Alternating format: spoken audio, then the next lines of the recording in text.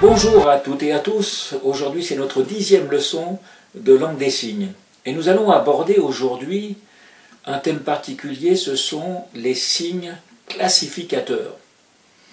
Alors là c'est un gros morceau et on ne va pas pouvoir au cours de cette leçon tout aborder, nous allons faire qu'effleurer le sujet. Mais au cours des leçons qui suivent, nous allons avoir l'occasion de découvrir différents signes classificateurs et leur utilisation. Mais pour l'heure, nous allons déjà dégrossir et effleurer quand même le sujet. Alors c'est quoi un signe classificateur? C'est un signe qui va représenter une classe d'objets qui se caractérise par une forme commune ou par un aspect commun. Bon, je vous en dirai plus tout à l'heure. Alors notons pour l'heure qu'il y a deux types de signes classificateurs. Il y a des signes classificateurs qui ont pour objet de décrire un objet, c'est le cas de le dire. Et puis, il y a des signes classificateurs qui ont pour mission de remplacer un objet ou une personne. Et dans ce cas-là, ces signes font office de pronom. Alors ça peut sembler un peu nébuleux tout cela, maintenant vous allez tout de suite comprendre que sont ces signes classificateurs et à quoi ils servent. Commençons par un signe classificateur. Voilà. Et ce signe classificateur va désigner tous les objets qui sont relativement épais et longs. Et il y a beaucoup d'objets qui sont épais et longs. Ça veut dire que ce signe, à lui tout seul, ne va pas vous renseigner sur l'objet en lui-même. Il va falloir que j'y ajoute une précision. Donc maintenant, observez bien ce que ça va donner maintenant si j'y intègre un signe complémentaire. Alors vous connaissez peut-être le signe pour désigner le cochon, le porc. Cochon.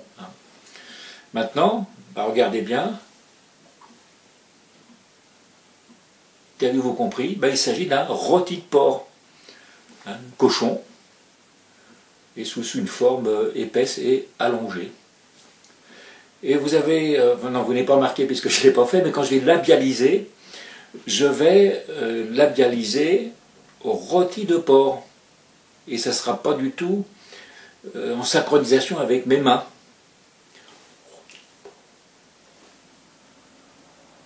Voilà, et c'est comme ça qu'on doit faire. La labialisation n'est pas forcément en synchronisation avec les mains, mais les sourds ont l'habitude et comprennent très bien. Poursuivons avec un autre exemple. Le pain. Donc le pain, il existe plusieurs formes de pain. Donc pour pouvoir préciser ces différentes formes, on va ajouter un signe classificateur au signe pain. Donc boule de pain.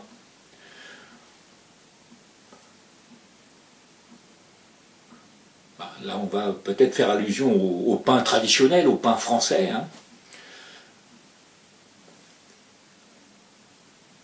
La baguette de pain, qui est plus petite que le pain. Et puis aussi, ça existait quand j'étais gamin, c'était la ficelle. Je ne sais pas si ça existe encore en boulangerie, c'était une baguette de pain très fine. Et qu'on pourrait signer comme ceci. Abordons d'autres exemples. Ce signe désigne quelque chose de très fin. Beaucoup de choses peuvent être très fines. Exemple. Fil de fer.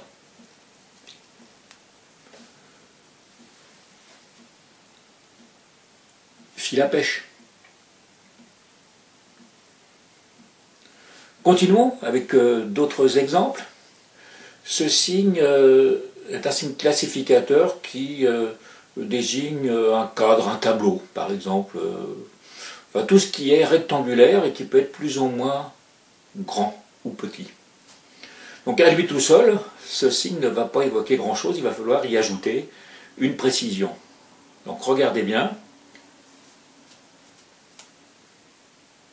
Voilà, j'ai fait le signe pour peinture, associé au signe classificateur qui indique quelque chose de rectangulaire. Donc là je désigne un tableau d'artiste, qui d'ailleurs peut être plus ou moins grand.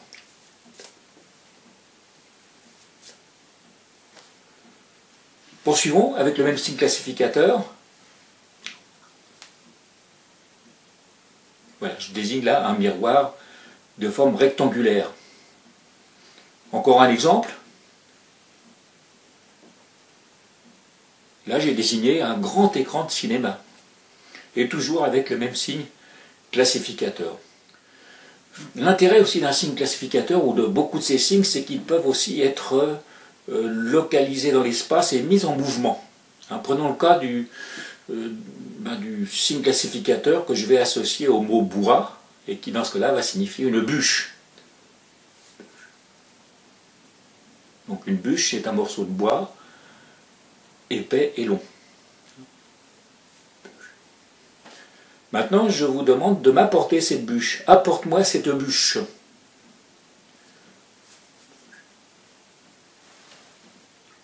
Voilà. Et j'ai imprimé un mouvement à cette bûche. Encore un exemple. Ce signe classificateur qui désigne un objet rond, relativement petit, qui peut être un peu n'importe quoi, d'ailleurs. Donc je vais l'associer avec un autre signe et observer. Voilà, je l'ai associé au mot fleur. Et là, je vais désigner un vase pour mettre des fleurs. Si maintenant je vous demande de m'apporter le vase, voilà, je vais avoir déplacé dans l'espace ce signe classificateur pour vase. Ce même signe classificateur peut désigner autre chose. Exemple. Voilà, apporte-moi la poubelle, en l'occurrence la poubelle de table, puisque là je fais allusion à quelque chose qui est relativement petit. Si maintenant je signe, voilà, apporte-moi la poubelle, et là il s'agit peut-être d'une corbeille à papier ou de quelque chose de beaucoup plus conséquent. Ces signes classificateurs permettent aussi d'écrire, de pouvoir signer certains objets quand on n'en connaît pas le signe officiel. Prenons le cas du mot anguille, une anguille. Le mot anguille, si on ne le trouve pas dans le dictionnaire, comment va-t-on arriver à se faire comprendre? Grâce à un signe classificateur. Parce qu'une anguille, c'est quoi? C'est un poisson. Le signe existe, c'est un poisson. Et c'est un poisson qui est mince, long et sinueux.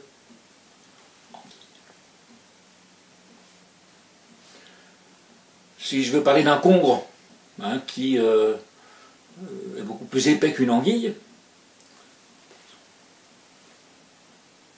voilà, je vais peut-être pouvoir me faire comprendre, surtout si je labialise, congre.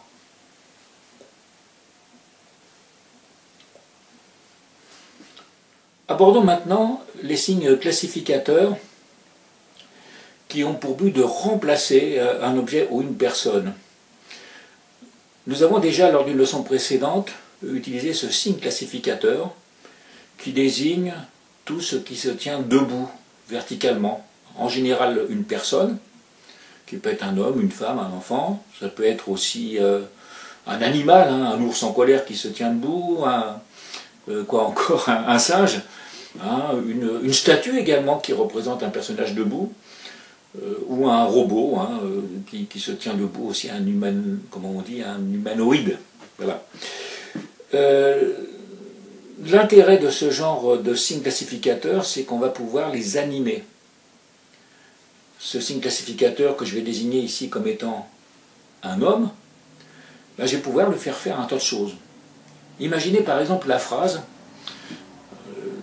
je suis dans la rue et je vois un homme qui marche tranquillement, il s'arrête, il repart, il s'arrête de nouveau, il approche d'une femme qui est arrêtée, qui ne bouge pas. Arrivé à quelques mètres d'elle, il s'arrête, il la contourne pour l'éviter, il continue sa route, il s'arrête, il fait demi-tour et s'approche de la femme. Donc voilà une phrase très longue, et si on s'amuse à aller chercher dans le dictionnaire tous les signes pour pouvoir décrire cette scène, surtout quand on débute, on n'est pas sorti de l'auberge. Alors qu'avec des signes classificateurs, les choses vont être beaucoup plus simples. Observez bien.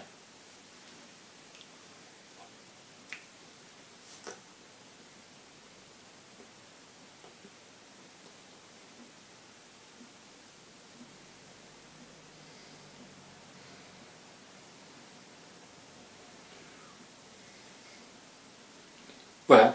Sans autre mot, sans autre signe, simplement avec ces deux signes classificateurs, j'ai pu exprimer la scène.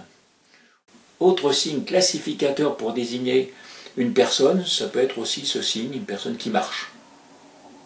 Et là, je vais pouvoir aussi animer cette personne, et ce qui va m'éviter d'employer d'autres mots. Observez bien ce que fait cette personne.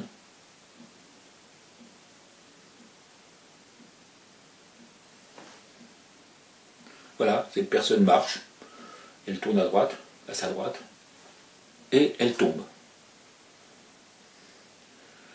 Toujours avec ces signes classificateurs, puisqu'il y a quand même une certaine logique, on a vu que ça désignait souvent une personne debout.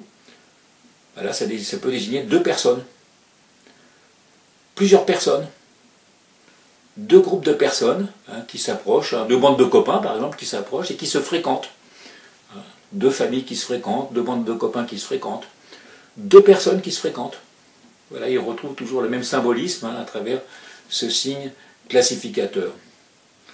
Autre signe classificateur, la main à plat, qui dans ce sens-là va désigner une surface plane. Ça peut être le sol, ça peut être la plage, ça peut être une table. Oui, alors abordons aussi ce signe classificateur qui désigne un véhicule. Un véhicule, alors ça peut être une voiture, un camion, un autocar, mais en général c'est une voiture. Lorsqu'on ne précise rien, bien on comprend que c'est une voiture. Et là, observez bien, vous comprenez que ce sont des voitures qui sont en situation d'embouteillage, des voitures qui avancent d'une manière saccadée. Pour finir, un dernier exemple d'utilisation de signes classificateurs. Je désigne une table, mais table.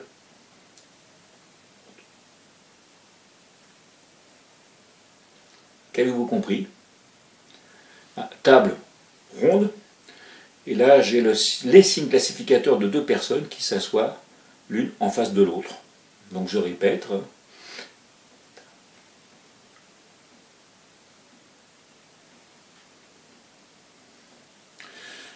Alors nous aurons l'occasion dans les semaines qui suivent vraiment de faire un très large usage de ces signes classificateurs. Ces signes, vous les retrouvez dans les dictionnaires, avec en général une abréviation à côté, un CL, qui désigne vraiment cette classe de signes classificateurs. Et vous pouvez même en inventer. Maintenant, avant de se quitter, un dernier exemple.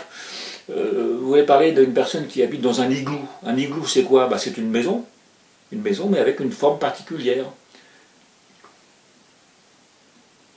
Et là, vous allez représenter cette forme de l'igloo. Vous habitez dans une grande tour d'habitation. Une tour d'habitation, c'est quoi? C'est une maison. Voilà, et ce signe classificateur désigne quelque chose qui est très haut. En l'occurrence, cette tour d'habitation. Voilà, maintenant, on va se quitter quand même. Je vous souhaite une bonne fin de journée et puis je vous dis à très bientôt. Au revoir.